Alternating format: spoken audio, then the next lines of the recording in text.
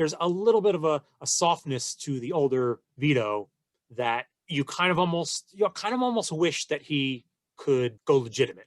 But of course, part of the tragedy is that it can't happen. Which ultimately he maybe deserved. That was the price he paid for what he did his whole life,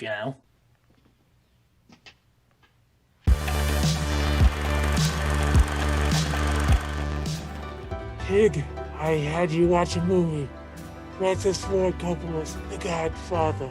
Are you ready to discuss this movie with me, Tig Carson? I am Godfather. I'm not doing the whole episode. So to clarify for viewers, because of course The Godfather is a big deal as far as movies are concerned, and you being a movie guy, a lot of people might be like, Tig didn't see The Godfather. As I understand it, it's not that you haven't had many opportunities to see The Godfather. You have actively and purposely avoided this movie, correct? Yes, it took everything in me to just sit down and say I'm watching it finally. Why have you avoided this movie all these years? I would say it's because as an Italian American living in New Jersey, I guess just growing up my whole life, I sort of didn't care to see it because I felt like what am I like? How is this going to be entertaining? Like, I know how everything is. I know who all these people are in some capacity. Who cares? Yeah. Also, having grown up in a deeply Italian family in New Jersey, there was a degree to which this picture was almost kind of a religion. It was held as this holy thing, this rite of passage, and you had to know it inside and out. Like you said, because of the fact that it was a touchstone for many Italians, sort of you need to watch it, because I have that thing in me that when everybody likes something, I just immediately go, nah, I don't need to see it. I'll make him an offer he can't refuse. So with that out of the way, with that little background out of the way, because I do think that context is pretty important. Now that you actually have gone through with it and seen it, what did you think? What were your impressions of The Godfather? After I sat on it, I guess it was like a day and a half, I liked it. Like, I started to understand that maybe a lot of people that aren't Italian, it was like a peek inside to this world that people aren't familiar with. I actually liked it so much that I was tempted when my wife went to bed to watch the second movie. You actually skipped right to what my final question was going to be, which I mean, we'll get it out of the way now. Then, now having seen The Godfather, and I'm one of the folks who think that The Godfather Part 2 might be better than the first. Do you think that at some point, just on your own, you might be inclined to watch the second one now? That'll be the next movie I probably watch, because everyone always says the second one's better, and I can understand why, because the first movie has now established the story. So I guess the second one's kind of like The Empire Strikes Back in a way, the Two Towers, like everyone knows what's going on. What are the things that you think people see in the picture, and what did you specifically see in the picture that made you say, okay, you know what? Yeah, this was worthwhile. What I enjoyed was Al Pacino's. That's Michael, right? Because all the Yes. names is just Sonny, Michael, and I didn't know the movie was really about him. I didn't know that. I immediately, because I didn't know anything about it, I just assumed it was going to be about Marlon Brando, and I really had no idea where it was going to go because I didn't know anything about anything. I didn't know anything. Oh, interesting. I kind of figured that you would at the very least have some rough knowledge on just some of the big key scenes, specifically the scene in the Italian restaurant when he assassinates the police captain, the Turk, as well as the very, very famous baptism scene near the end of the picture. Nope. Like I said, I knew like the jokes from through the years, like if you watched Mel Brooks or if you watched The Simpsons or you watched whatever, I knew the jokes, but I did not know the storyline at all. Because when things happen, like when Michael leaves after killing the police officer and the other mob guy, and he has to go to Italy, and he's going to get married. He's getting married. He meets a girl. I was like, oh, so he's going to flee, and they're going to ask him to come back, and he's going to say, no, my life has changed. I don't want any part of this. Oh, interesting. That's what I'm thinking, because I don't have any idea. And it was kind of funny because I'm watching it with my wife who saw it. she kind of like ruined it for me because she assumed I knew what was going on, and she sort of made a comment that made me know he was going to go back, and I was like, wait, what do you mean he's going to go back? Like Oh no. This is the story Interesting. arc. Like he's staying. He's not going to get dragged back into this. So it was kind of funny because yeah, I had no idea about any of that. I love that you came into it that fresh. I'm genuinely surprised. I kind of figured that sort of by osmosis, very similar to people who haven't seen Star Wars, but they know about Star Wars. Right. But yeah, I guess if you've just purposely kind of been like, nah. I was surprised by Sonny's death. That was a real shock. Like I didn't expect him to get gunned down in a toll plaza. Like in an incredibly like brutal scene for its time, where I think a James Caan talks about that he said he was like in actual pain, like it was actually painful because they blew up like 100 of the damn thing. Yeah, I like that you came into it so fresh because you mentioned something earlier that I think is kind of really important to this picture, is that the titular Godfather, you could have the impression that it is Marlon Brando's character, Don Vito Corleone, because of course, in the very first scene, which is a brilliantly shot and staged scene, incidentally, with the camera on the mortician and just slowly panning back, and he's talking about "I love America." Yeah, and he's talking about his experience as an immigrant, and the camera slowly drawing back to reveal Don Corleone. Of course, your impression is, oh, of course, the movie he is the Godfather, but really, in a lot of ways, the titular Godfather is Michael, because the movie is about his transformation from a guy who didn't want anything to do with the dark side of his family. He was very adamant in the beginning. That's my family, Kay. It's not me. That's my family, Kay. It's not me. And his dad didn't want him to have anything to do with it as well. I never wanted this for you. Yeah, even his brothers, Sonny, Santino, he laughs at the idea that Michael's going to take part in some of this stuff. And Michael initially only really begins to take part because he's concerned about his father. His father gets gunned down. So first he's going to the hospital in order to ensure that he has protection, because he finds out that his father's sort of left alone. He's sort of playing pretend on the stairs, pretend tough guy. Him and the baker. Yeah. If it wasn't for some like legit police brutality, he might not even have gotten pulled into things. He says, this isn't personal, it's business. But was it? No, it was totally personal. That was you killed, you tried to kill my dad. Yeah, you tried to kill my dad. You beat me up. You broke my jaw. And once he sort of got taste of that, and he understood how people were willing to kowtow to him, as they say, power corrupts, and absolute power corrupts absolutely. This film is about Michael's corruption as a person. Vito, I mean, he's a mob boss. I get it. He's like a bad guy. He's calling hits and all that stuff. But ultimately, Vito seemed less of a, like, Michael seems like he's he's going to become a tyrant. Like, he's going to be worse than his dad. His dad sort of had a humanitarian part of him, at least. Maybe he was getting older, and he was starting to think like, I don't want to be involved in this kind of thing. But Michael seems like he's a little bit of it was in there the whole time, I think festering, and then this was an excuse for it to come out.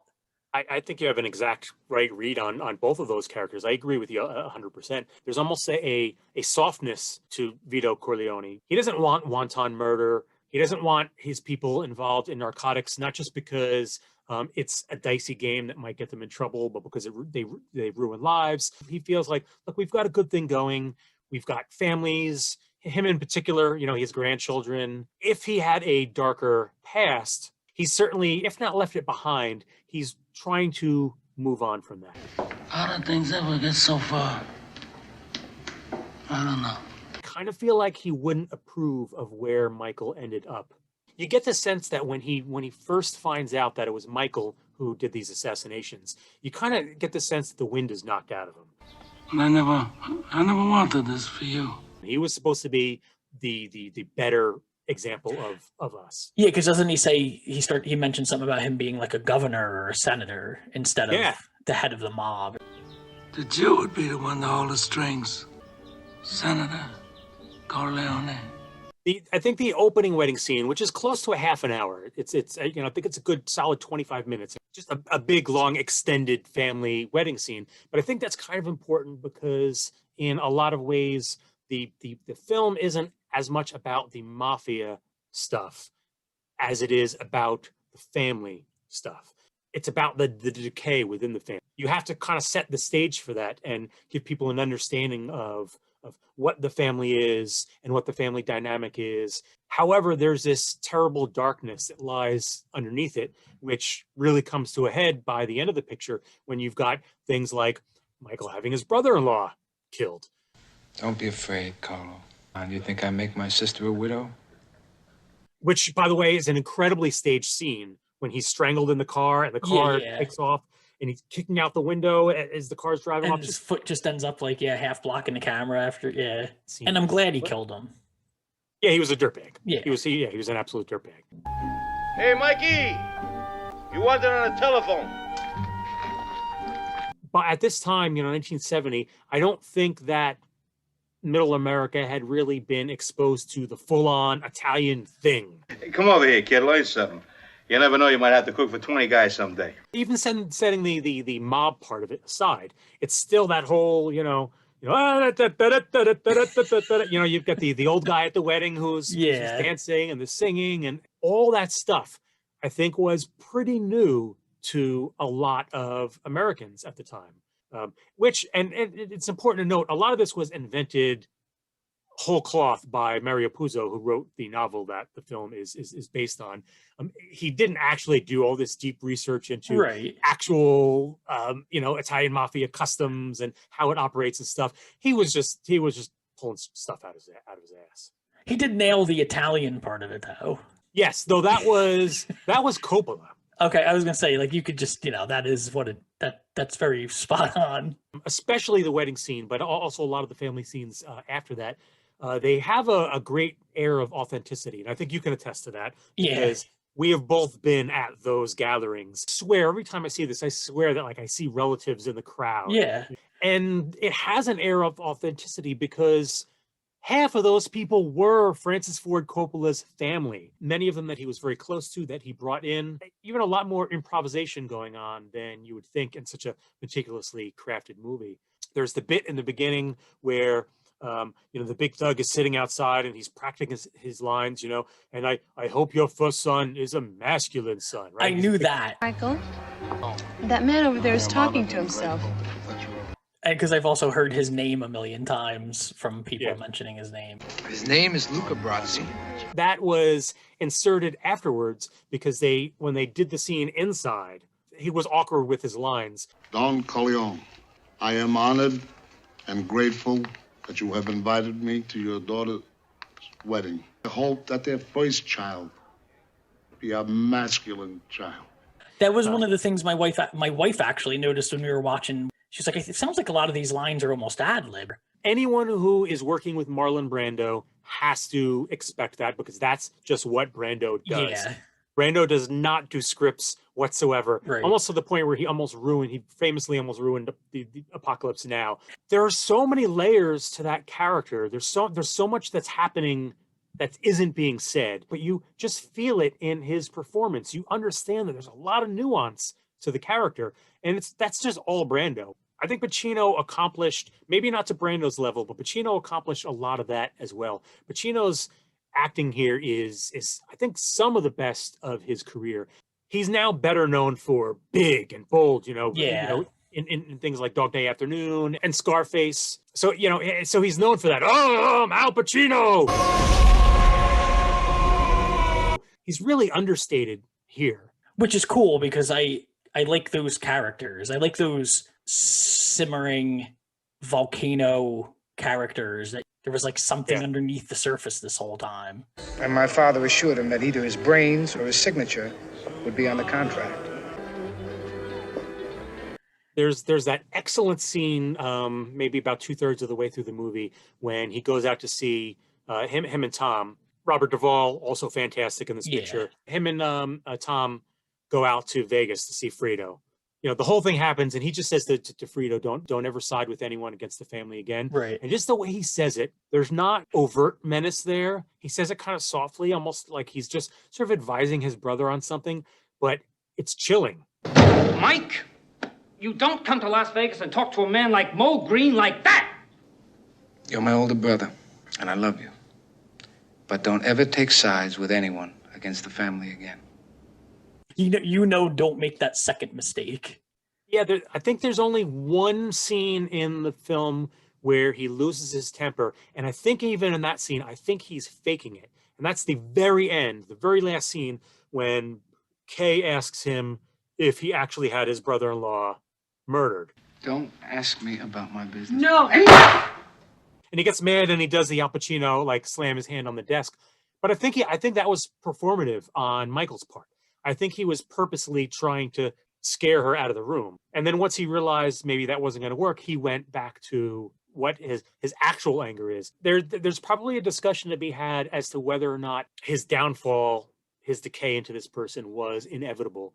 Just sort of get the sense that when he was in Italy, that he almost sort of became intoxicated with the idea that people feared him. There's a scene when he's at the cafe. Yeah, I was going to say, you knew he was the way he was when he tells his guards, go bring him back out here. And he did that thing where he has that conversation with him in a calm way, but he's intimidating. He literally intimidates the father that I'm marrying your daughter. There are people who pay a lot of money for that information, but then your daughter would lose a father. Allora vostra figlia perderebbe un padre.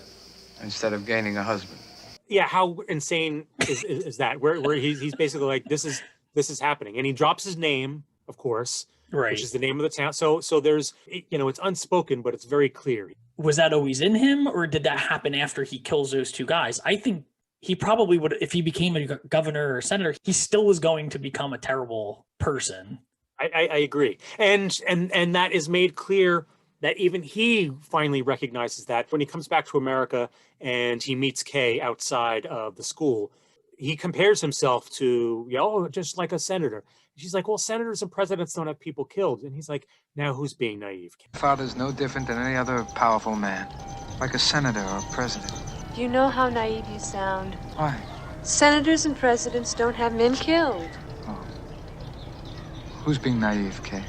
On one hand, he's not wrong. I mean, he's right about that. However, isn't that a really nihilistic way to look at things? We've talked somewhat about the story and the characters. I do want to touch on a little bit, but I feel like this is a beautifully shot and directed movie as well. I mean, I think Coppola was just really firing on all cylinders. He's got such a lot of really enjoyable camera work here. The way he stages certain scenes.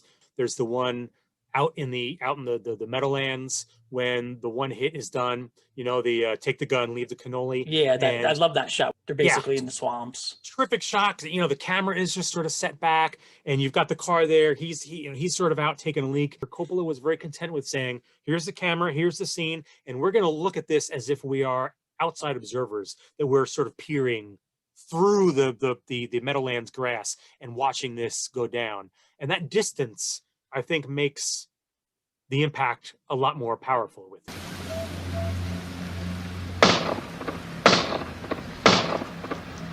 You get to the end with the baptism scene. It's one of the most famous scenes in the movie. The combination of the church music and the priest doing his crying thing. Baby. The crying baby just ringing throughout the whole thing. Cutting back and forth between these brutal murders and the actual baptism, and the way it plays into the actual dialogue of the baptism itself, right? I mean, the horror really begins when the priest asks, do you renounce Satan? Michael Francis Ritchie, do you renounce Satan? Do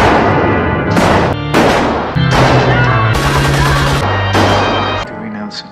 There's so much symbolism and everything that's going on in that scene. It's insane. Yeah. Like he's being baptized as the Godfather, during that scene. It is. It's very much. It's sort of it's his baptism as well as his godchild's. It's one of the reasons why I think The Godfather continues to be effective, and why, regardless of your opinion of mafia movies, why I think it works. And we've talked about this in personal conversations about Goodfellas as well, which is a completely different kind of picture. Right.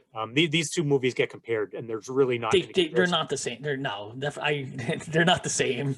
Yeah, they're completely different beasts. But they both do one thing which that's very similar. They don't try and make you think of them as anti-heroes. They don't try to make you idolize them. It's very clear that these are horrible people, and it's okay for you to be engrossed in watching them. But yes, they're horrible people. Recognize that these are not good human beings. Right.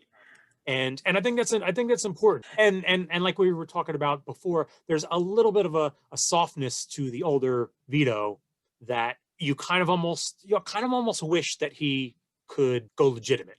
But of course, you know, part of the tragedy is that it can't happen. Which ultimately he maybe deserved. That was the price he paid for what he did his whole life, you know. We're seeing very much the same things here, and I think you, even after watching this your first time, like, have an excellent grasp of what the thematic content of this is here, because what you just said is the theme of the entire trilogy.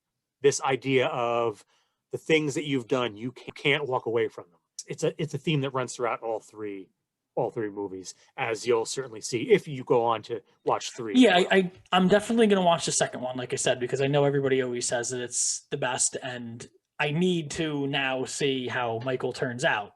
I have to say, I'm not maybe surprised, but to some extent, yeah, I'm happy that you enjoyed this. I think when I first gave it to you, I said outright, like, I'm not even entirely sure that you're gonna enjoy this.